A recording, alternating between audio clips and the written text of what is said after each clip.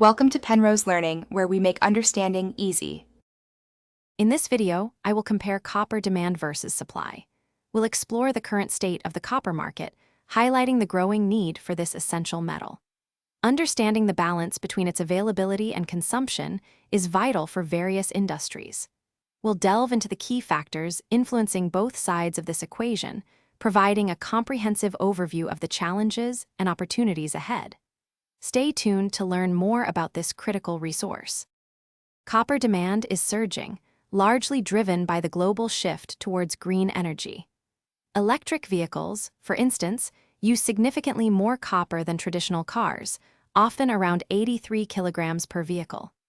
Additionally, the expansion of renewable energy sources like solar and wind power requires extensive copper wiring and components. Rapid urbanization and industrial development in emerging economies also fuel a steady increase in copper consumption across many sectors.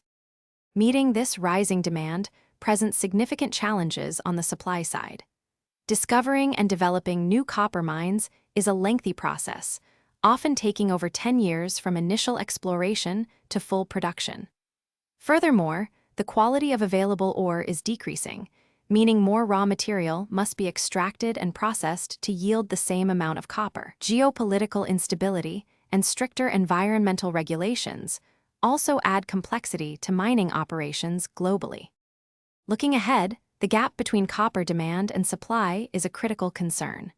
Recycling plays a vital role, currently satisfying about 35% of global copper needs, and its importance will only grow.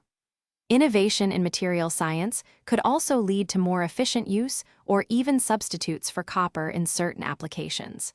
For those looking to streamline their daily routines, check the description for a link to leak-proof meal prep containers and other great deals.